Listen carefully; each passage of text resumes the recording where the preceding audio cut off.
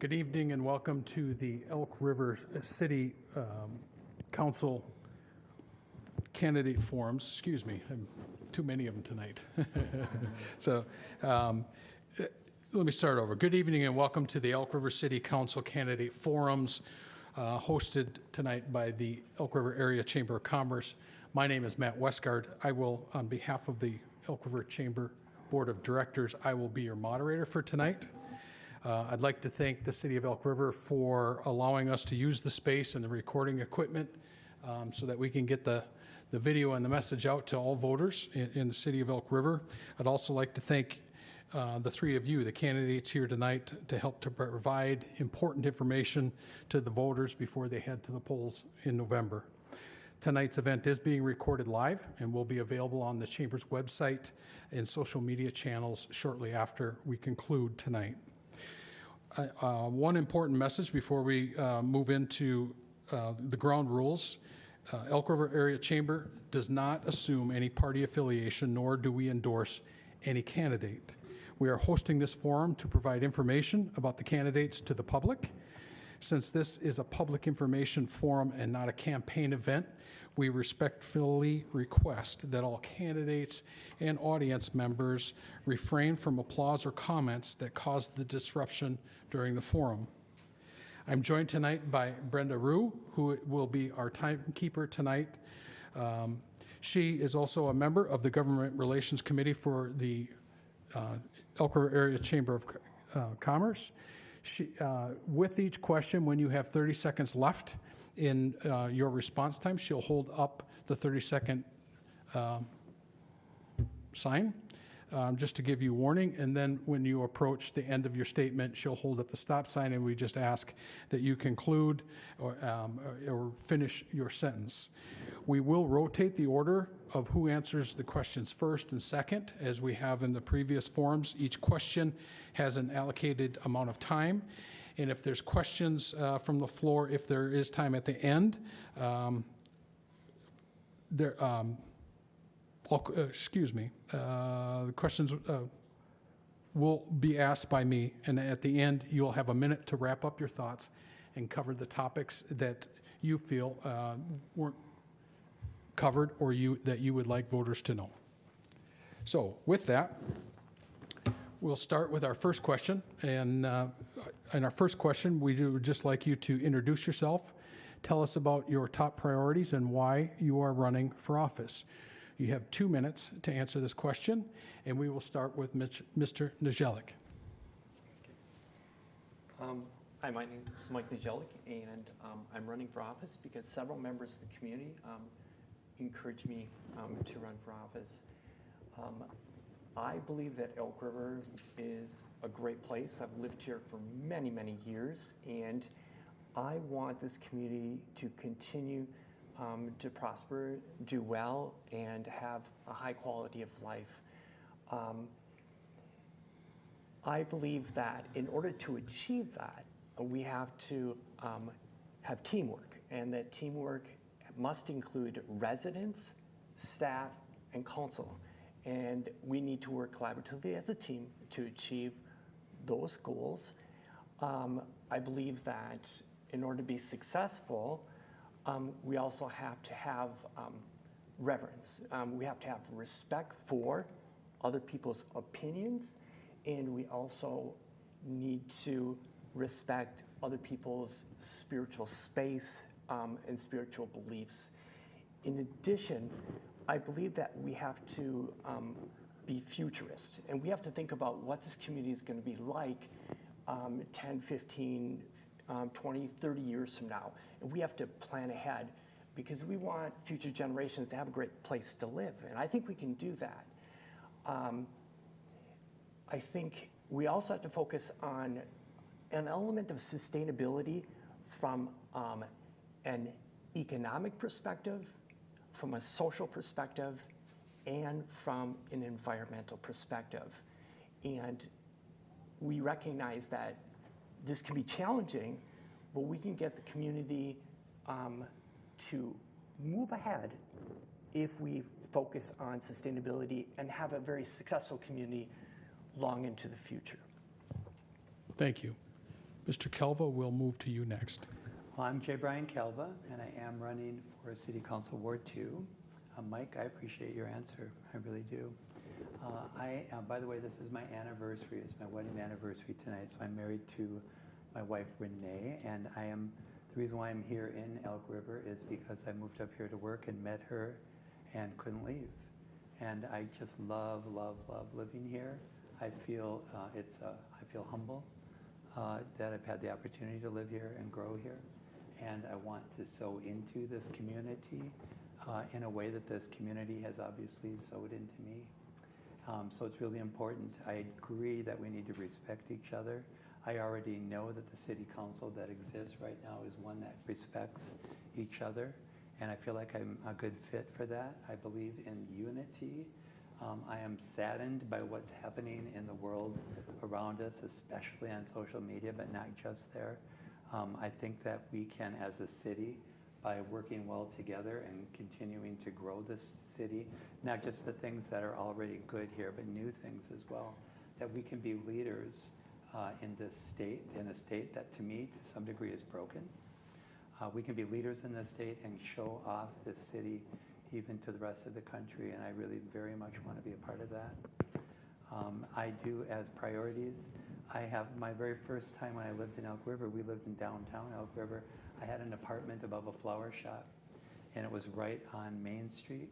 And so as much as I know that we're growing to the north and to the east, I have a heart for downtown Elk River as well. I want to make it all sort of work together and fit somehow. I want to keep what's good about the past and move forward in the future as well. Thank you. We'll move next to Mr. Byer. Yeah, thank you. First of all, thank you to the Chamber for having us tonight. And I absolutely respect you two gentlemen for coming out and being a part of this and also running for office. It means a lot. I moved to Elk River 18 years ago and haven't left. Had an opportunity to leave and be promoted to my company and move to Cleveland. Decided to stay. I love this community. I'm a veteran. I've been very much involved in the Legion and the VFW. I've also am now on my 4th year of the City Council here in Elk River and have enjoyed every minute of it, working with the group.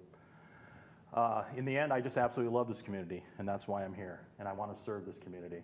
My priorities, I want to continue to work with the council and the staff to make sure that that we're cost neutral as possible on all of our expenses. I want to work with our citizens to understand how big does Elk River really want to be? How big do we want to be? When I talk to a lot of people, they all say, what happened to where the city meets the country?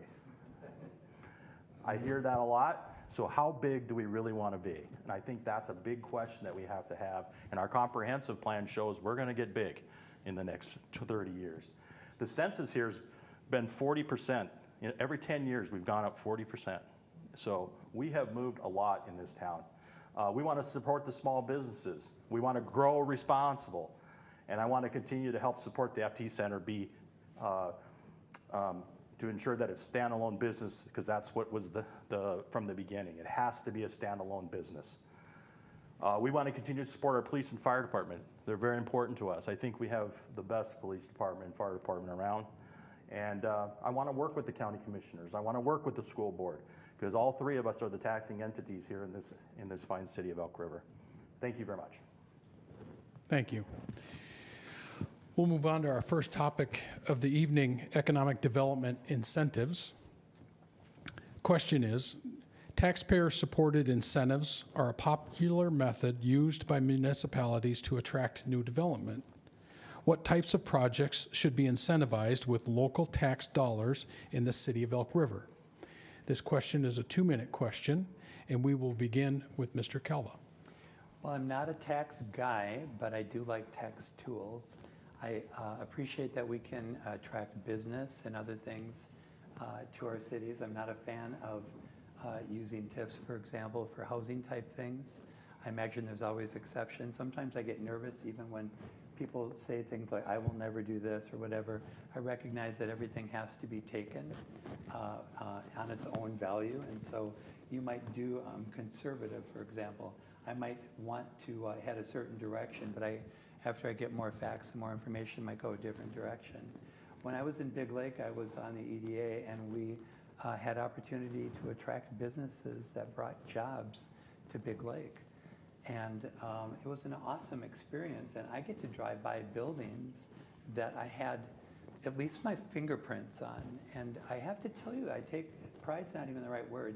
It's just a warm feeling inside to know that there's jobs there, that there's restaurants that are full right now, that there are things that are different in that community than they would have been if we hadn't given them a little bit of help, or at least authorized that. So I'm a fan of using tools appropriately. And as I said at the outset, I could still use some education on the topic. So I'm not an expert, but I like bringing business to my community. Thank you. Mr. Byer, we'll move to you next. Yes, actually, I serve on the EDA here in Elk River as the vice president.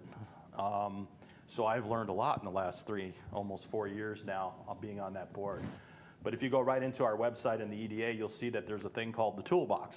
And I think that we have a lot of things in the toolbox, programs that people could take advantage here in our great city.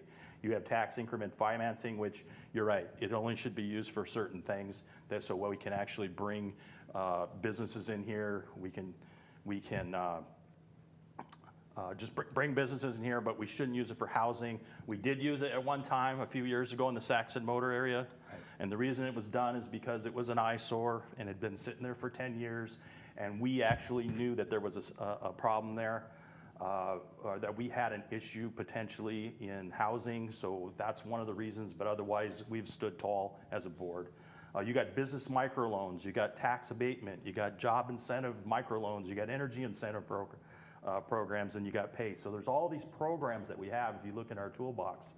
So I'm not opposed to anything as long as it's a win-win situation for our community. Heritage Millworks is a great example. They brought they're consolidating their business here in town now, and they've taken advantage of a lot of these programs, right, to start their business, but they've also brought jobs to our community. So I have nothing as long as it's a win-win situation for our community. Thank you. And Mr. Niziolek? I think it's important that the teamwork element really stands out in this. We have experts in the EDA, and we have experts within the community that I would have to tap for ideas and thoughts about what will be successful. There's no way I could do it all alone. I need to have other people to talk to and discuss the potential for any of these tech-supported programs. I believe that we should look at each one of them and see if 10 years from now, it's actually going to be something that will benefit the community. And I fully support the idea of helping get those programs started, those businesses started, because it is challenging for a small organization or just a small group of people or somebody solo to establish a business. And I do believe we have to help them. We want to make sure that after 10 years, it's a productive endeavor for the community as a whole. So once again, reiterate, need to talk to a lot of people, need to find out what the EDA's thoughts are on that, work collaboratively, and find out if we're going to have a product at the end, 10 years from now, that will be successful. Okay, thank you. Next topic for the candidates is the future of Highway 169 corridor. Now that the construction of Highway 169 corridor is almost complete, how do you believe development along the corridor will impact community growth? Again, 2 minutes on this question, and this time we will start with Mr. Byer. Thank you for the question. Highway 169 corridor. It's been a long 3 years.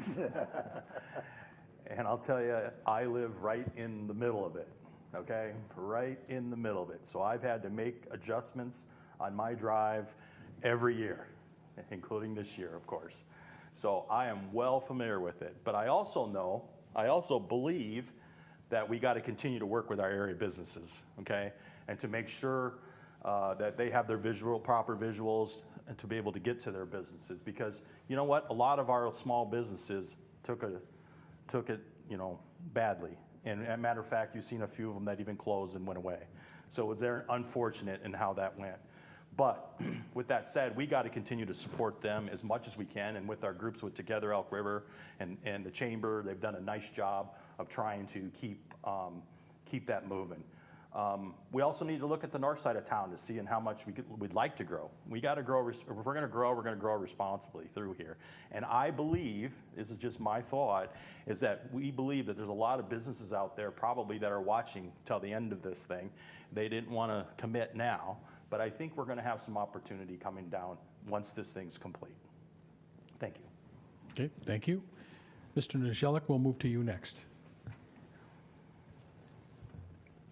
I think it's important that we talk to local businesses, we talk to residents, and we listen, and then as a city council respond accordingly to the interest of the residents, the interest of the businesses along the 169 corridor, and then we move forward.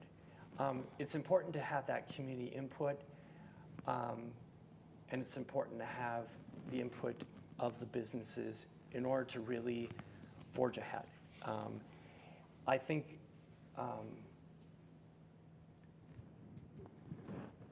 so to speak, if we consider the 169 corridor, I think the clay is really soft yet. And there's a lot of opportunity for us to mold that clay into something grand. And exactly what that would be is actually going to be a product of community, staff, and council working collaboratively to make something great happen there. Okay, thank you. Mr. Kelva. Well, first of all, I'm grateful for 169 and for what it's going to wind up being. We used to make decisions about what shopping center we were going to go to depending on how much time we had to cross 169. And I'm talking about for years and years and years. It's like, well, if you need 10 extra minutes and so on. So our family's grateful for that. But that in itself can create other concerns as well. I hope that the project, when it's done, doesn't physically divide the city. I'm not sure what that's going to look like when things are. I think these are things to consider even at a city council level to make sure that the community is still connected in all the ways. And I'm not sure what that looks like exactly, but I do know that I'm hoping that there are ways that the city council can attract additional businesses along that corridor. I don't know what opportunities we have with existing parking space and so on along that area, what lands could be made available or not. But I do know that we lost something when Target left that area. There was a draw to some of those shopping areas because we had that Target there. And when that left, for example, and other businesses, nothing against those businesses, but it's not the same kind of an anchor to that area there. And I am a big believer in us having not just more venues and retail spaces along that area, but even entertainment opportunities along that corridor. I guess I'm talking from a 30,000-foot level right now, but I would appreciate Elk River being as sort of an entertainment draw in addition to being a wonderful place to live. I'd like to see people wanting to come to Elk River, not drive through it. Okay, thank you. Next topic, business startups. What is your philosophy on home-based business startups, specifically the delicate balance between cultivating new businesses and retaining residential neighborhoods? Again, 2 minutes on this question to answer, and this time around, we will start with Mr. Niziolek.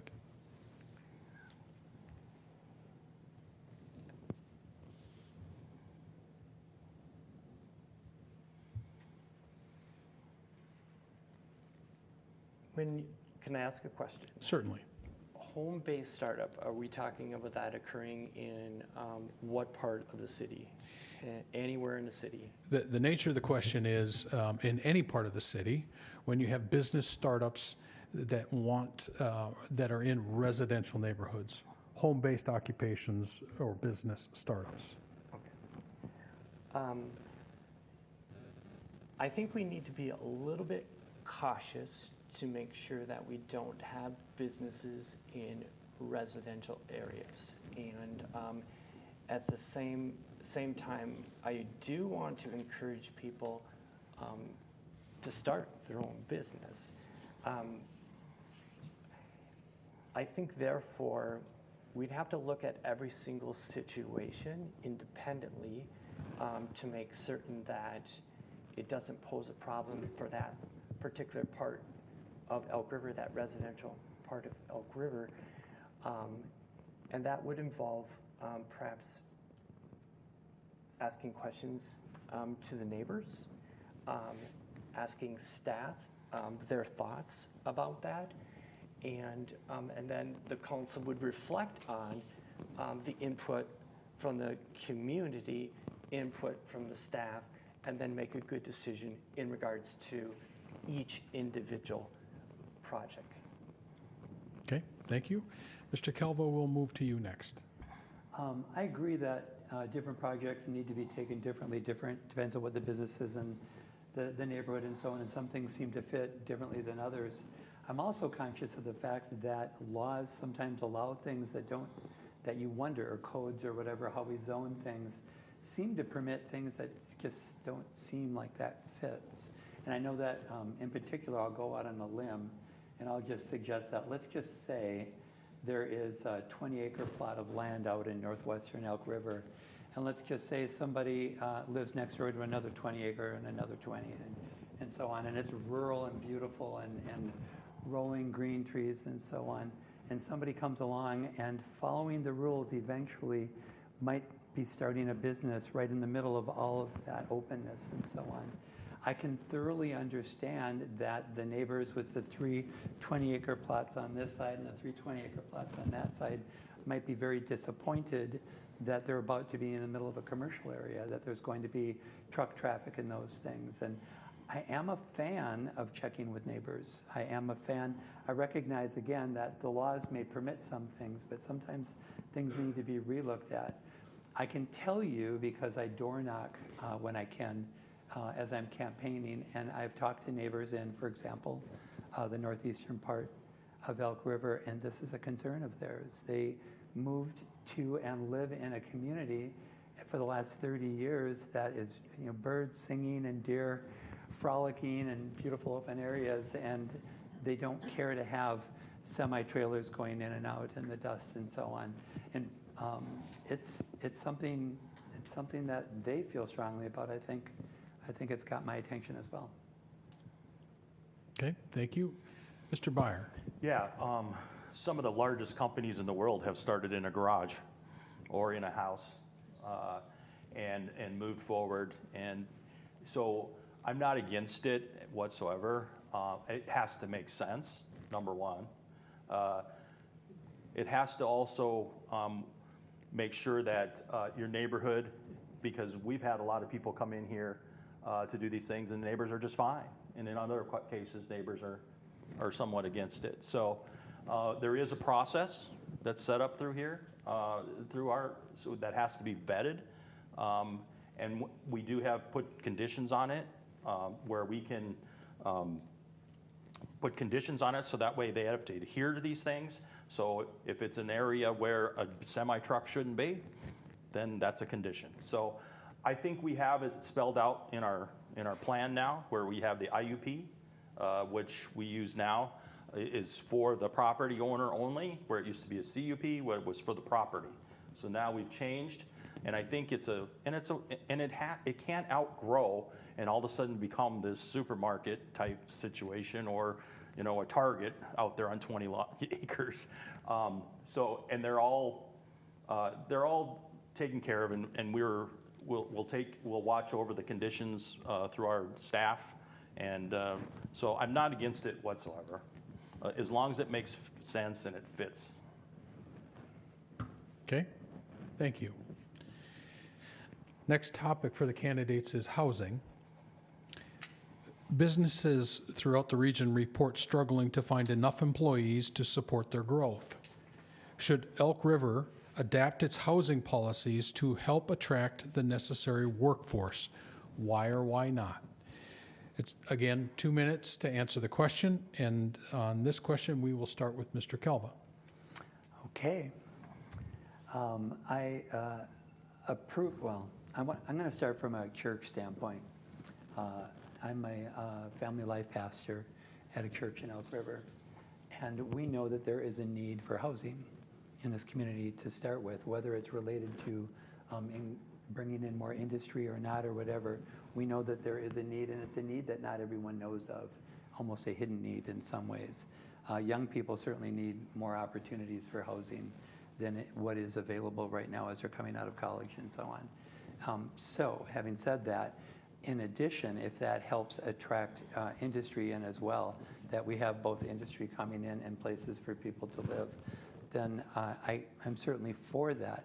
As for ways to do that, I think I can be creative, but I don't have an awesome answer to give you right now. I'm just aware that it's an issue, and I would be for attracting opportunities for additional housing and as it relates to attracting business as well. Okay, thank you. Mr. Byer, we will move to you next. Yeah, for sure. We did have a housing study that was done, and we believed that we were short at one time, and that's why we had approved some apartment complexes, the Saxon Motor being one. We also have some other ones. We also know that there's some big developments that are being done or in process, so we know that there's a lot that's going on. Right now, there's another study that's going on from the county, because we want to make sure before we make any commitments to move a bunch more apartments in here or housing developments, we want to make sure that it's absolutely true. So that's why we're actually, as a council right now, have been waiting for this study to come back. Not to mention there's a lot of housing developments that are in process right now, so I'm not against it. I want to do what's right, what makes sense, but I also want to make sure that we're going to grow responsibly as a city as well. Thank you. Thank you. And Mr. Nijellik, we'll move to you next. I think it's important to welcome everybody into our community, and the diversity we have in our community makes our community stronger. We have to be careful that we have this magic balance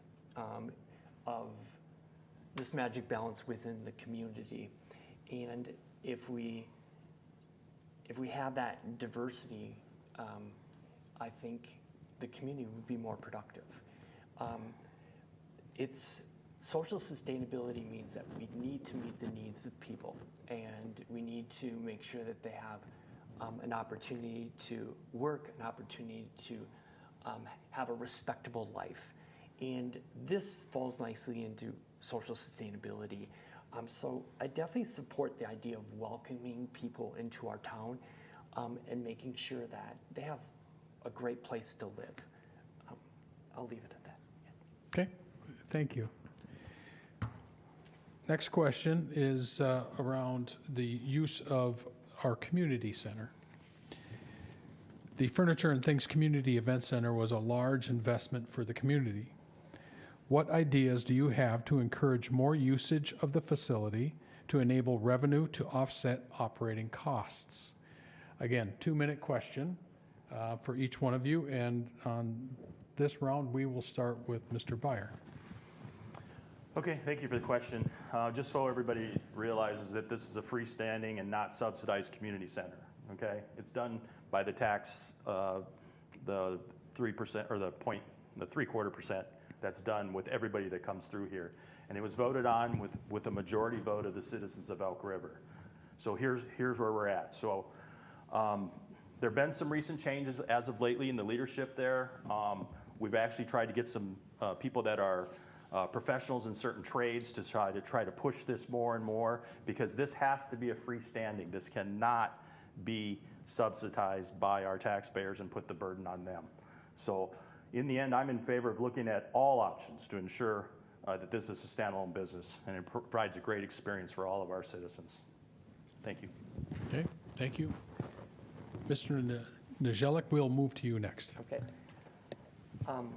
Once again, I think it's important that we look at all possibilities here to make this a standalone and a sustainable activity, a sustainable site in town where it pays for itself and perhaps generates enough fund so that we can continue to keep it running at high quality. In other words, future repairs, future improvements to make sure that that facility is a quality facility long into the future. I think if we ask community members and ask staff members and we work collaboratively as a team, we will achieve that goal. Okay, thank you. And finally, Mr. Calva, a question on the use of the community center.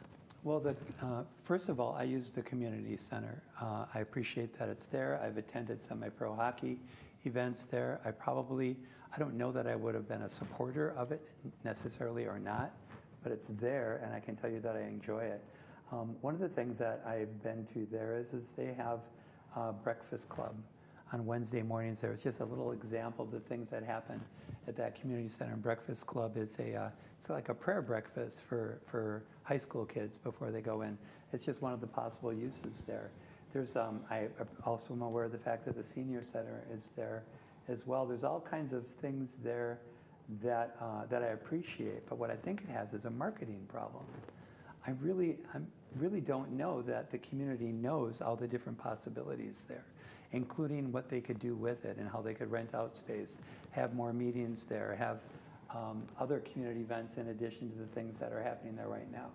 So from my perspective, my recommendation would be to perhaps develop a different marketing strategy, whether that be partly on social media or other places. It actually is effective, buying ads on social media explaining different things that are going on there. And I think that there's maybe 100 different opportunities that center could be used for if the city actually knew that it was available, that it was accessible. I can tell you this is also a hot button in the community, door knocking. People have brought up, what are you going to do about the community center? Or, some people have lost their jobs, or some, things are changing or whatever. They don't know the whys. They don't know why those things have happened. They just know that they want it fixed. And I guess my end comment would be, I think we need to get the word out better of what it could be to the community. Okay, thank you. Next question is about development on our eastern edge of town. Property along the eastern edge of Elk River will soon be ready for development. How would you recommend guiding the development of what is currently agricultural land? Again, 2 minutes on this question, and we are back to Mr. Niedzielek to answer first. The eastern edge of town poses lots of challenges. Presently, we have a large agricultural firm Cargill, that owns a significant percent of that property, and it's a prominent company. We also have the Kelly Farm, which is next door. And so it seems like a part of that town is strongly rooted in agriculture. And we can't forget that. So as we proceed to look at development on that particular part of town, I think we have to be sensitive to Cargill, sensitive to Kelly Farm, and sensitive to the river. With that being said, I think that community members, staff, and other entities, Cargill, Kelly Farm, and advocates for a quality riverfront should be players in helping us decide as a community how we move forward. I do think it's going to be a blend of things, but that diversity actually will make us a better community. I think if we do this right, it will make Elk River extremely special. Thank you. Mr. Kelva, we'll move to you next. Every house I've ever lived in used to be on farmland. It's just the truth. I grew up in Golden Valley, and that was literally when I moved there. We didn't have 394. It was called Highway 12, and you were 7 minutes away from the Fauché Tower. That was before the IDS and the US Bank and all the other buildings there. But it was just farmland. I had an idyllic childhood. I lived in a neighborhood of 50 or 60 houses behind me, but in front of me were 100 acres of pasture, and it was wonderful. And when the day came that they built houses on it, I hated it personally, except every single person that moved into those houses loved their new house and their community and so on. So I have to tell you my immediate reaction, and I'm sure I don't understand the controversy. My immediate reaction is when land becomes available and somebody wants to sell it and develop it, and they want to put houses on it. As I said, every house I've ever lived in used to be on a farm. I live right across the street. Some of you know Rick. He lives right across the street from me off of County Road 32, and he has beautiful farmland all around him, but he sold his land way behind him, and there's beautiful homes there, with, I think it's Woodland Hills in there, so on, and I guess that's what I understand about it. So I'm for adding on to this community in that way, and I'm sure I'm about to find out what I'm missing. Well, thank you. And Mr. Byer, we'll move to you next. Be gentle. Well, you know, I'm not against looking at anything that makes sense as long as it's cost neutral for the city.